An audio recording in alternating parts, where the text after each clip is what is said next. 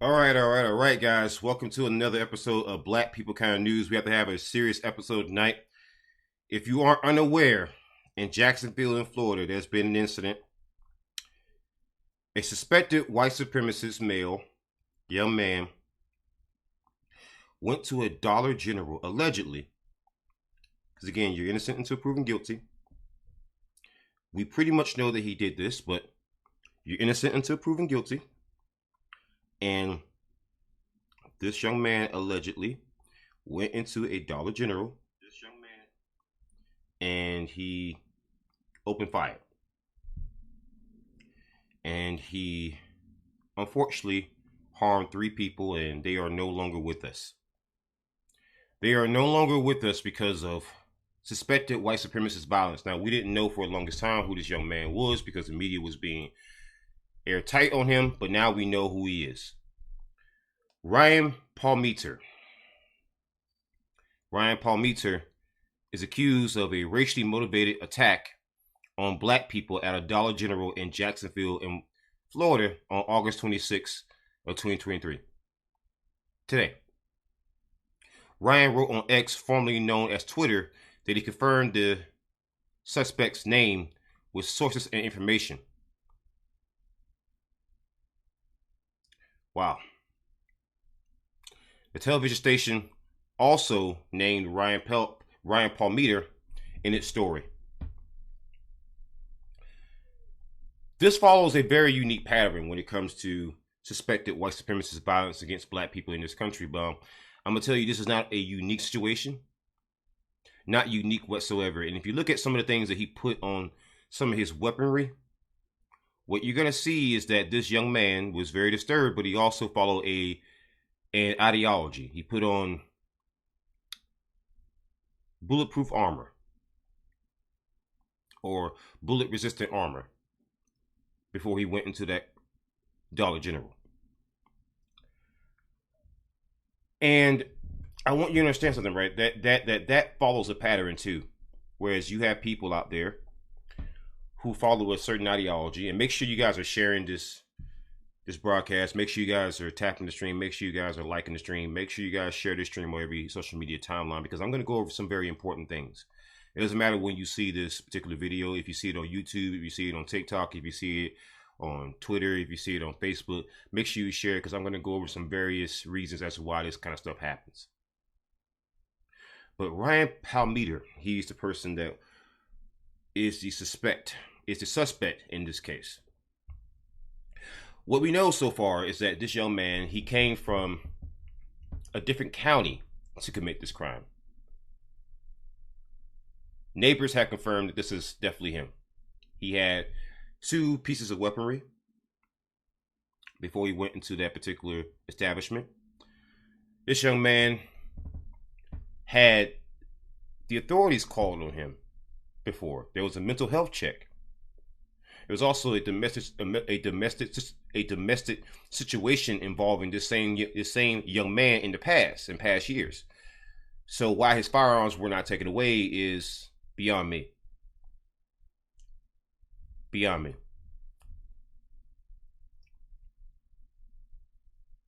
And he's 21 years old. He's 21 years old. These young men who are young, impressionable, and often follow a very specific ideology of anti-blackness, what you're going to find is that they're young, and there's always a claim that they are lone wolves. Because even in doing the press release, I was hearing that whole claim of, well, he's a lone wolf. We have no proof. This young man, we have no proof that this young man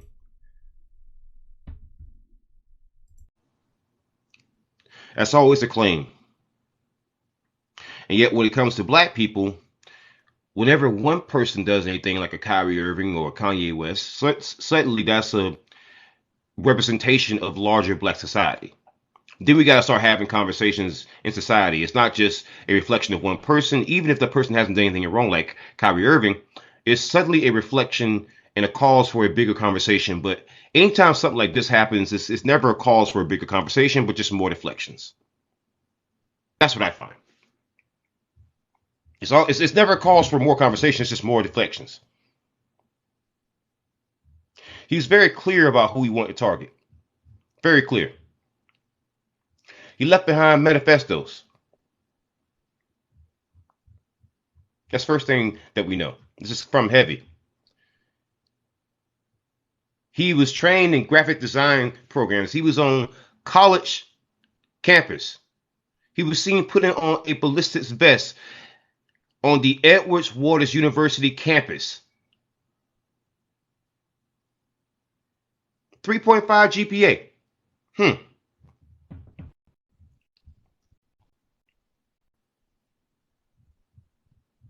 3.5 GPA. He had firearms that had certain markings on them. Markings that if you talk to any Jewish American, they would tell you are very offensive. He may have planned this act in coordination with another incident that happened at the Jacksonville landing. And today was the anniversary. So he might have done this in coordination with that. He might have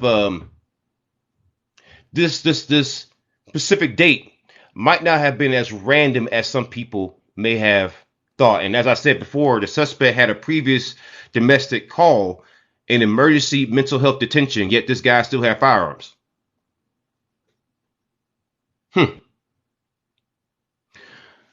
Funny how that works, huh? Well, not funny as the situation happened, but funny how he gets to keep firearms when he has something like that going on. But we're going to get into law enforcement, right? The sheriff said that there was a previous 2016 domestic call in Clay County. Clay County, that's where the suspect came from. He came from Clay County all the way over to Jacksonville to carry out this incident. It didn't result in an arrest, but the suspect was also previously subjected to a Baker Act in 2017. Waters said the Baker Act is a Florida law that enables families that and loved ones to provide emergency mental health services and temporary detention for people who are impaired because of their mental illness and who are unable to determine their needs for treatment. So that's Florida law. This guy was subject to this, and yet for some reason this guy still had active firearms. This person who is a suspected white supremacist who went into a Dollar General, took out 3 black people. This guy had a previous domestic call, was previously detained for mental health issues, and yet he had a firearm. And here is this picture. Ryan Palmeter, or Pelmeter. This guy. If anyone wants to hop on, you can hop on. You have a conversation, but I will continue the show. But I want you guys to understand something, right? This is a reflection. This is a reflection of this country.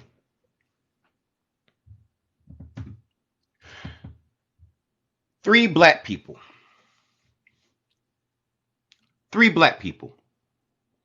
unalived by this man. There was a history of domestic violence, domestic incident. This man was detained for mental health reasons, and yet for some reason he kept his firearms. I mean, that's to me amazing, but not shocking. To me, it's very amazing, but it's not shocking. You see, this man who is once again accused of carrying out those horrific acts at Dollar General in Jacksonville in Florida, this man, he was known to law enforcement. They probably knew this man had these ideologies. I'm going to show you some more evidence of that later. But when you look into specifically Florida law enforcement, what you're going to find is that there's a history of them also being a part of these same, organizations that are aligned with Ryan Palmeter's or Pelmeter's views, ideologies. It's a long history of when it comes to Florida law enforcement. So it's strange how you have Florida law enforcement who can target people who are black, falsely imprison them for all kinds of unjust laws based on, a certain substance being legal or illegal, and you can falsely imprison or unjustly imprison, citizens for just putting things into their body that they choose, right? But you don't even arrest, in 2016, after that domestic call, this man wasn't even arrested. So, and that lets me know he has the complexion for the protection, right? Because that's about the only way to even explain that, right? I mean, how else would you explain that? How else would you explain this man having a domestic call in 2016? Domestic call in 2016. How else would you explain that? How else would you explain that?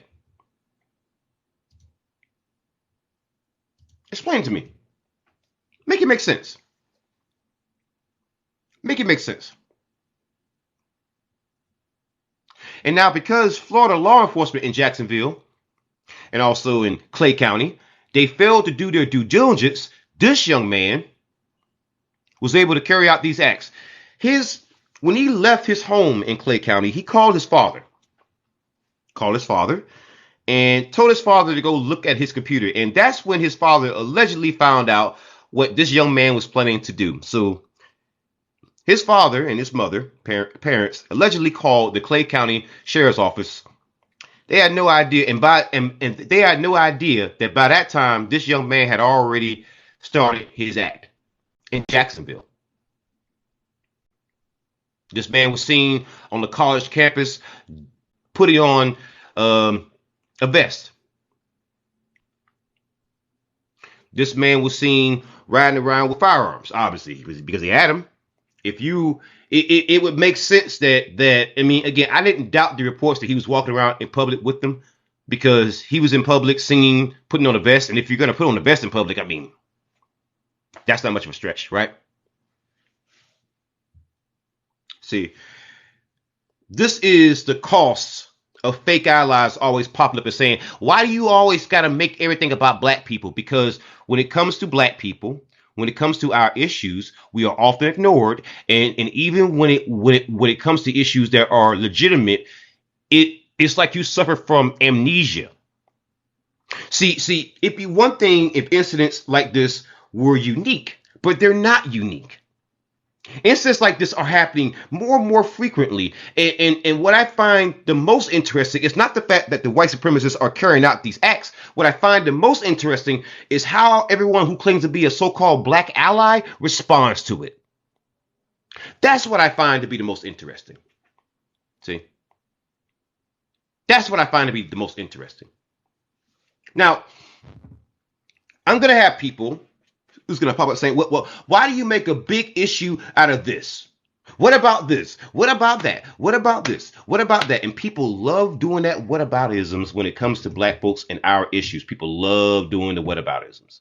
What about this? What about that? Well, here's why the whataboutisms don't work, right? Because we still haven't really gotten over what happened at Buffalo in New York. Man gets life in prison in Buffalo. Peyton Gendron, a victim's family member, rushed him from the entrance. From the audience. This man unalived 10 black people at a Buffalo supermarket, top supermarket. He was sentenced to life in prison. Gendron, his beliefs were fueled by conspiracy theories that he found online. And he apologized to the victims and their families in a brief statement, and he shed some tears. Oh, he cried. I remember making a video about that, about how he cried. Little crocodile tears. Now, you might think that is unique. It is not unique. See, when you look at the shooting problem in particular from in the U.S., it's not a black problem, but white supremacists love to make it seem like it is, right? This is from a website known as Statista, right? Statista, they found data from the shootings from 1982 to July 2023, and what they found is that 76%,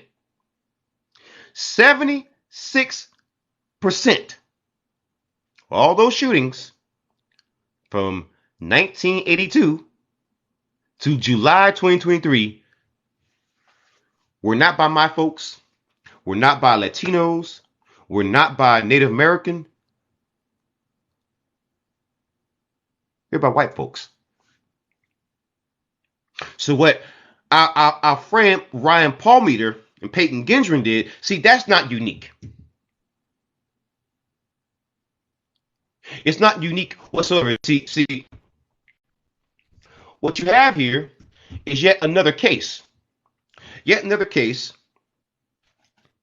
Patrick Crusius, right?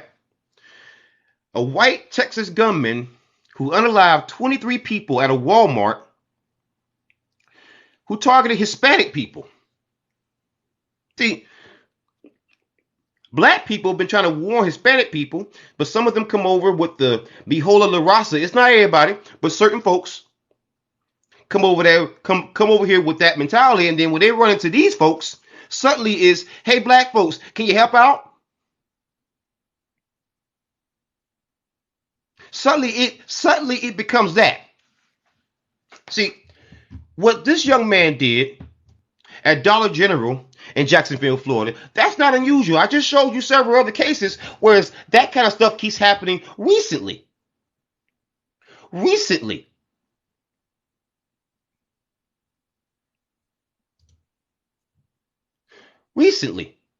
See, give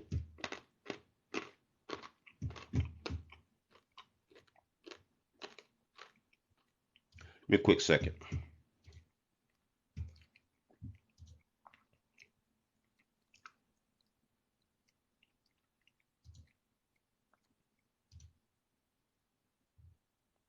All right, here we go.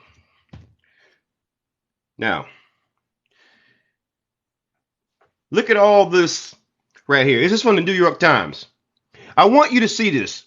See, this is the kind of content that you won't get anywhere else. See, when I go into, I want you to know something real quick. I'm gonna pull something down real quick. It's how many tabs I got open. If you look at the very top of the screen, you can see how many tabs I got open. Before I even started this particular broadcast, I wanted to make sure I did my homework. Right? So the particular ideology has been linked to some of the worst incidents in U.S. history in recent years. This is published on August the 4th, 2019. So this is 2019. 2019. Mind you, we are in 2023, and just today you had a person go into a Dollar General in Jacksonville in freaking Florida. Now, see that and juxtapose that, right? Juxtapose that to this that was written in 2019. Amazing, isn't it? Amazing. So let's look down at some of the incidents, right? They even gave incidents where it's been linked to the same ideology that Ryan Palmeter, who carried out those acts in Jacksonville and Florida, is also linked to. Oak Creek, Wisconsin, 2012. 6 people no longer with us. 10 victims in total. California, 2014. Charleston, South Carolina, Dylan Roof. 9 people unalive. 9 total. Roseburg, Oregon, 2015. Parkland, Florida, 2018. Santa Fe, Texas, 2018. Pittsburgh, 2018. El Paso, 2019. 22 people no longer with us. 46 total victims.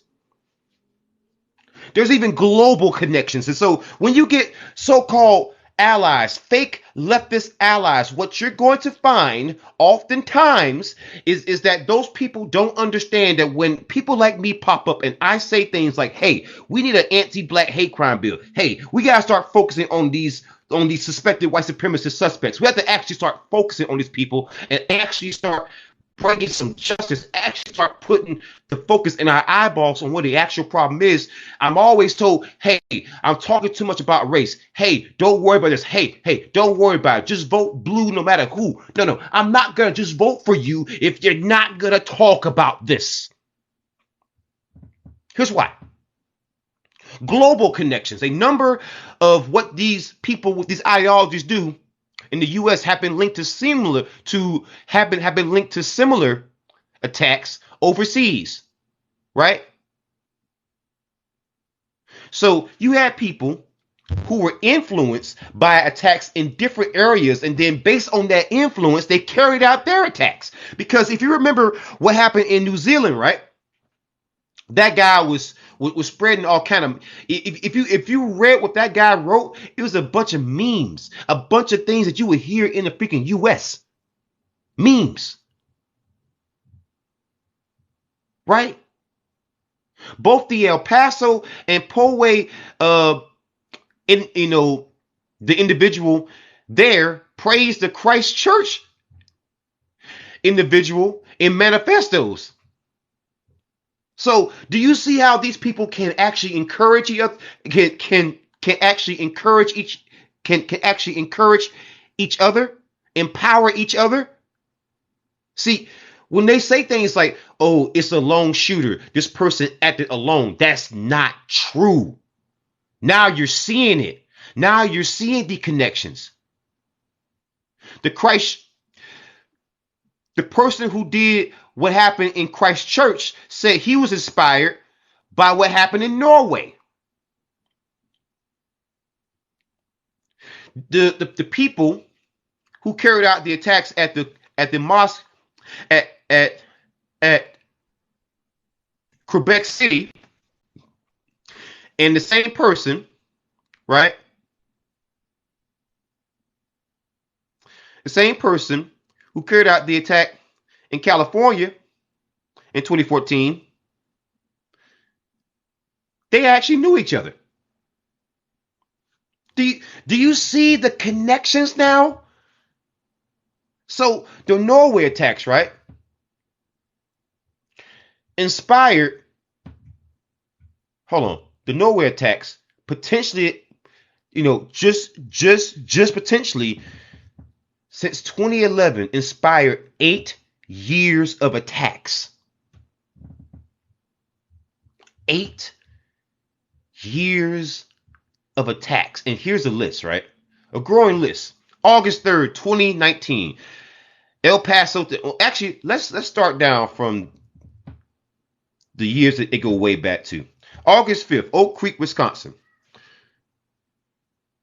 Person was a member of several groups that were belonging to that particular ideology, the one from Germany, which he promoted the same websites. April 13th, 2014, Overland Park, Kansas. The person founded the Carolina Knights, a chapter of the infamous group of people who wear ghost sheets. And he used language that many Jewish Americans might find to be offensive.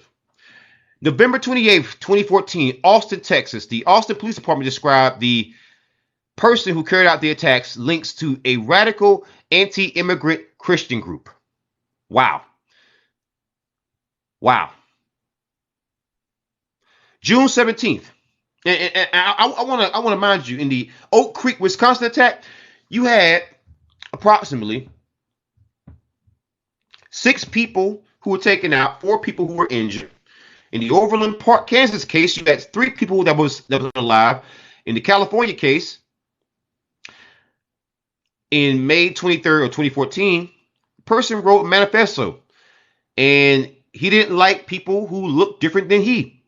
Didn't like people with dark skin, and didn't like interracial dating. So some of the same black people who are doing all the silly interracial dating criticisms, you are in good company.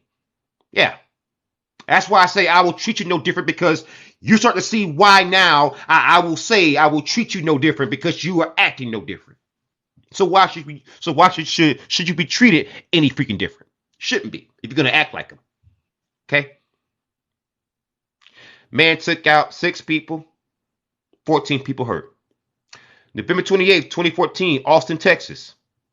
Austin Police Department described the gunman, person who did this, as having ties to a radical group. Just said that. June 17th, 2015, Charleston, South Carolina, my home state of South Carolina. The gunman, Dylan Roof, unalived 9 churchgoers who were black doing a prayer service.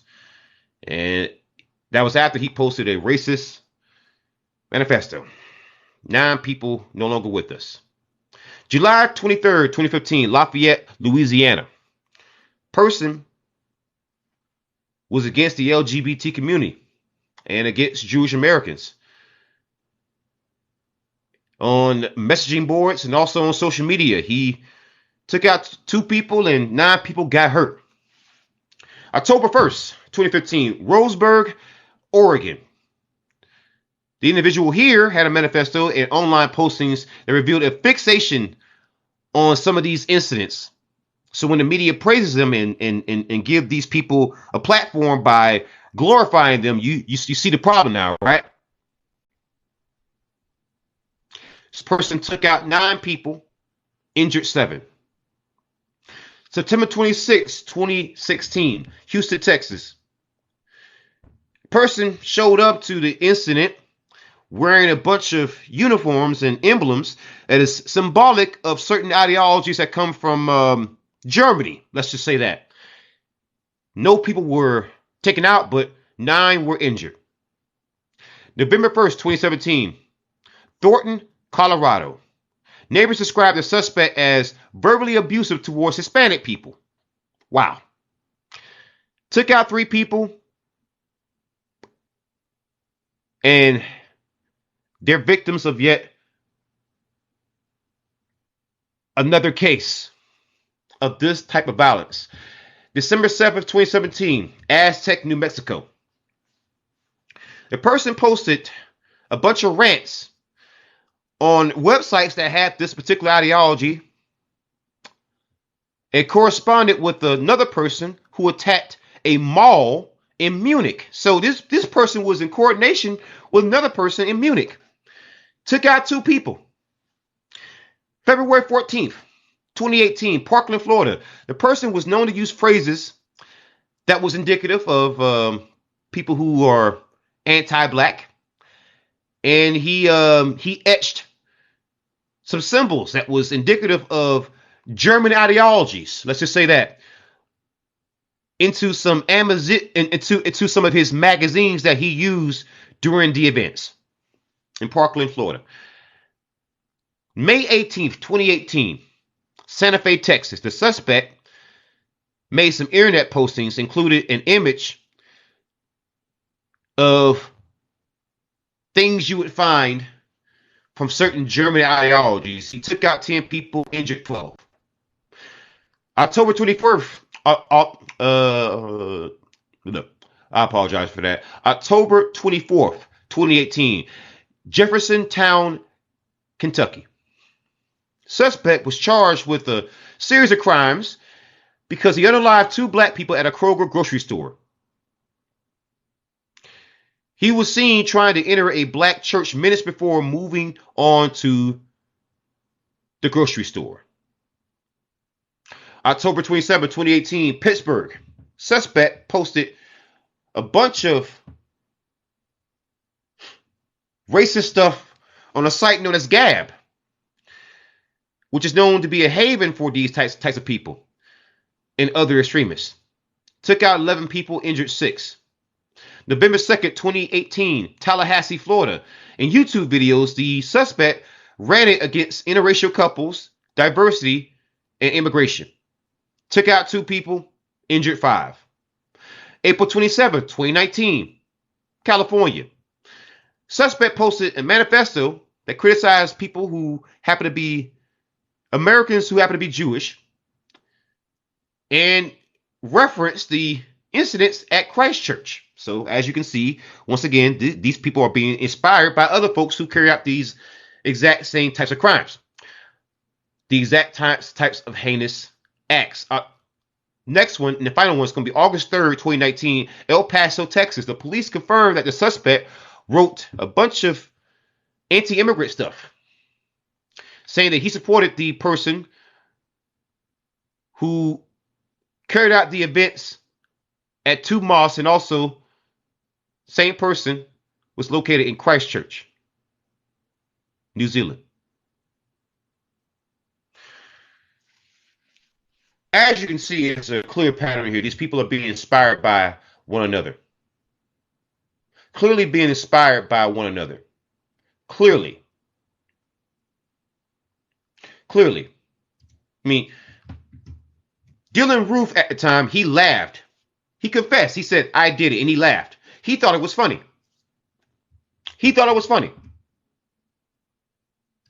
Now, these online groups, right? These Discord groups, Reddit has tried to address that. I will give Reddit some credit, but even Reddit, especially X, Gab, sites like that, they have a problem with these extremists popping up on their messaging sites. Because if you don't remember, Peyton Gendron, he was on Discord and he was corresponding with a retired federal agent, law enforcement. And I have not heard a single update from that. Have you? I've been looking into that. I haven't heard a single update. So I'm going to look more into that because I think the people deserve to know more about that. But as you can see, there is a complete history here, right? This is from 2014 from Reuters, Orlando, Florida. A person charged with unaliving 3 people near, a place for Jewish Americans, their community facilities in Kansas City, posted more than 12,000 messages on a website that's known to be against people who are different. And no one thought to do anything. No one thought to question this guy. Again, police will question black people for simply doing normal stuff, but won't question guys like this for nothing. Fraser Glenn Cross Jr. This guy. See, it's not just young men, it's older men too. And these people are your neighbors. They are around you all the time. All the time. This is why I tell black folks, be ready. Always stay ready so you ain't got to get ready. Understand something. There's nothing wrong with you protecting yourself or being prepared. There's nothing paranoid about that now. You have seen enough in this world. You've seen enough in the past 3 years to understand the importance of being prepared at this point in time in history. It ain't a game no more, as you can see.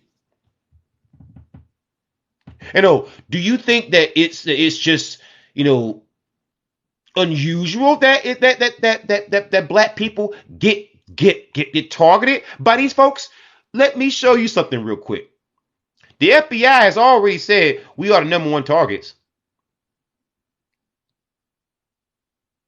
The FBI has already said it. Oh, you don't believe it?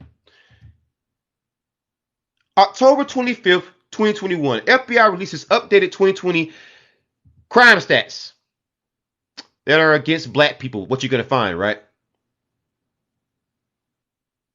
So, the victims.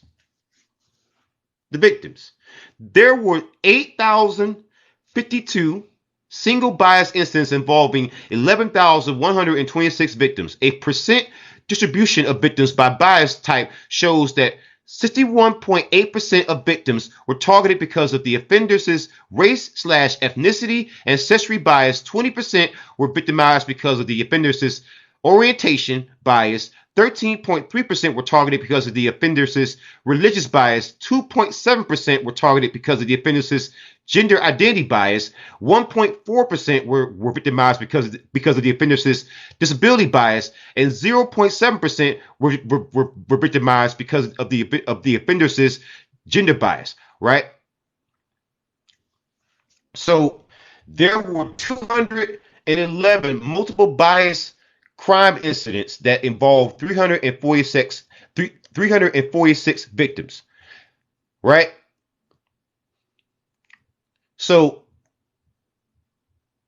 the number one target has been black people.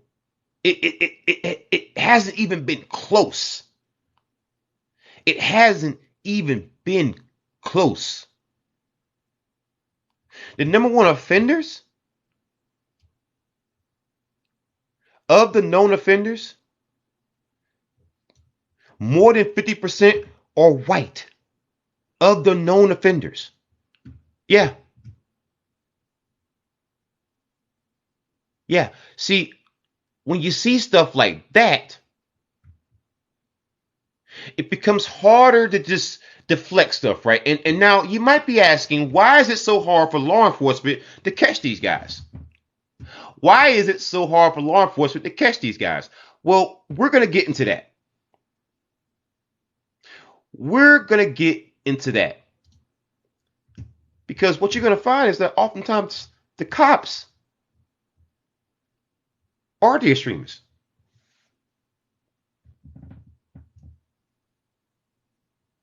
You believe the cops are the extremists.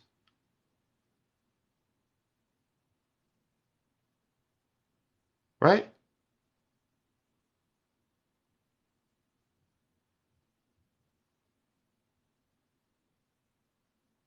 So extremist cops, how U.S. law enforcement is failing to police itself.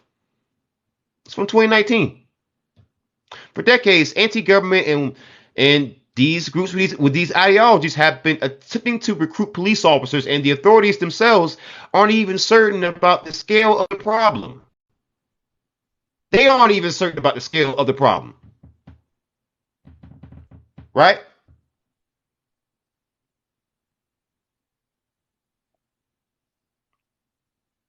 Here's a case right here. Ever since he was a teenager, Joshua Doggerel has believed that the former slaveholding states of the American South should secede from the U.S. This is a guy who was a police officer, right?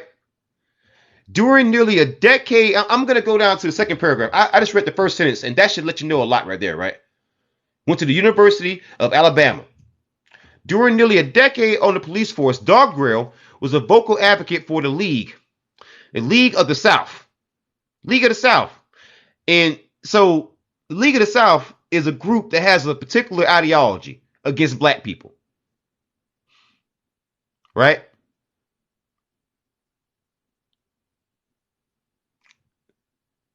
So the thing is, that shows you how deep the problem goes. You can't find guys like this. You can't find guys like this, right? You can't find guys like this when you got stuff like this going. When you got stuff like this going on. This is from The Intercept, right? From 2020. Unredacted FBI document sheds light on these groups infiltrating law enforcement. A 2006 intelligence assessment reveals that officials had concerns about the infiltration of police departments for years, but failed to warn the public. The FBI has long been concerned about the infiltration of law enforcement by these groups and its impact on police abuse and tolerance of racism. The unredacted version of a previously circulated document reveals. The FBI Threat Assessment Report was released by Representative Jamie Raskin, chair of the House Committee on Oversight and Reform's Civil Rights and Civil Liberties Subcommittee, ahead of a hearing about a organization with those ideologies infiltrating local police departments scheduled for Tuesday.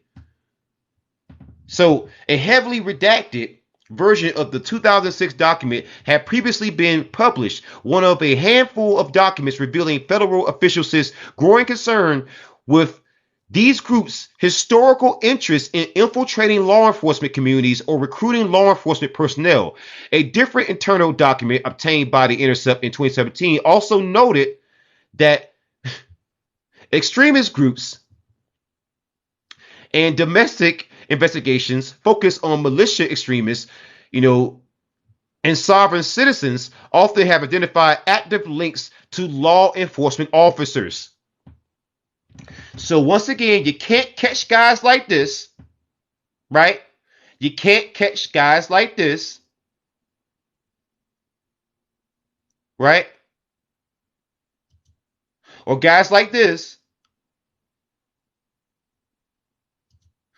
or guys like him,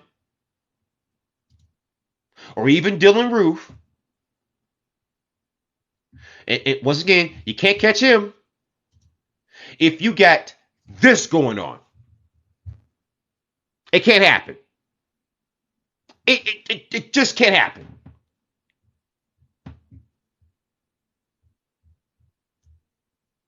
It just can't happen.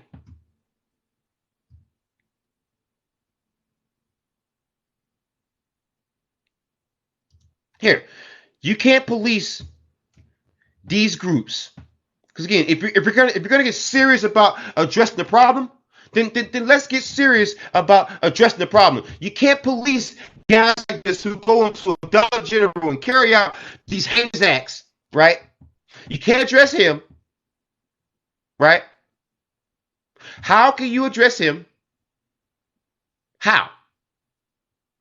When you got that going on.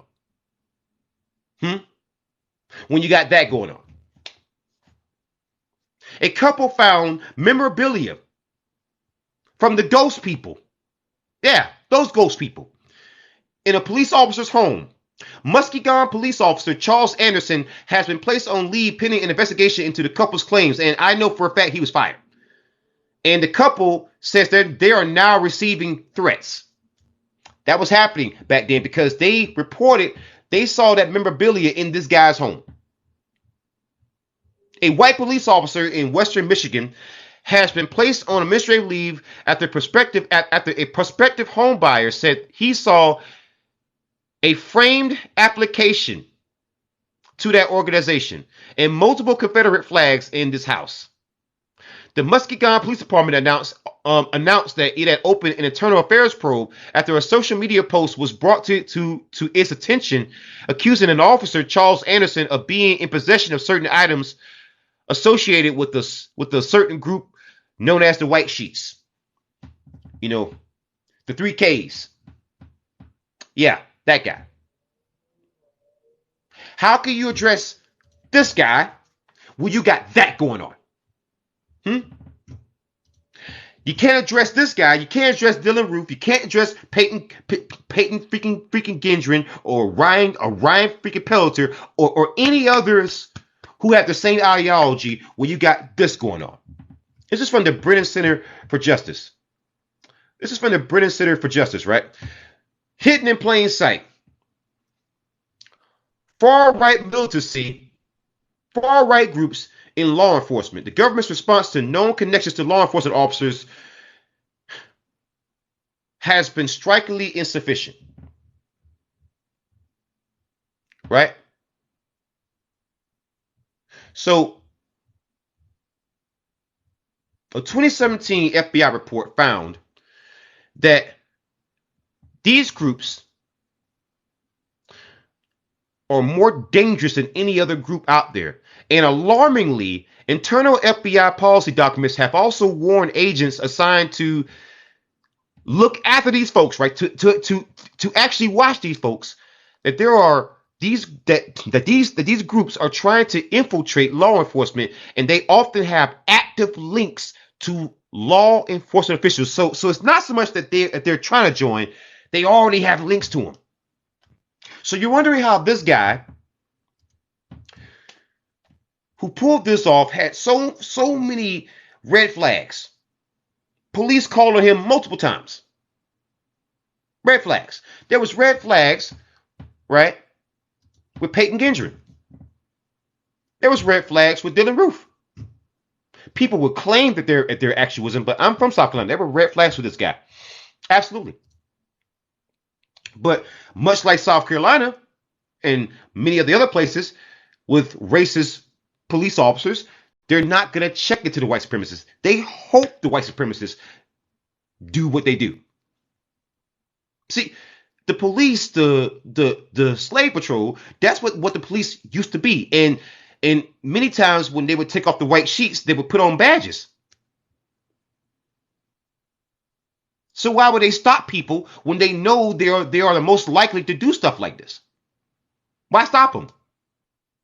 the way that the police see it, you're doing us a favor. That's why we need reparations. That's why we need an anti-black hate crime bill. This is why I don't want to hear people talk about, well, why do you talk about, black issues so often? I don't want to hear it. I don't want to hear it. I don't want to hear it. So, with that being said, guys, thank you for joining me. It's going to be it for the show tonight. Be safe out there. There's nothing wrong with being prepared and protecting yourself and defending yourself. Now will be a good time to invest in special gear. Until next time, be safe. Take care of your loved ones and take care of each other. Horns up, peace out. Good night and good luck.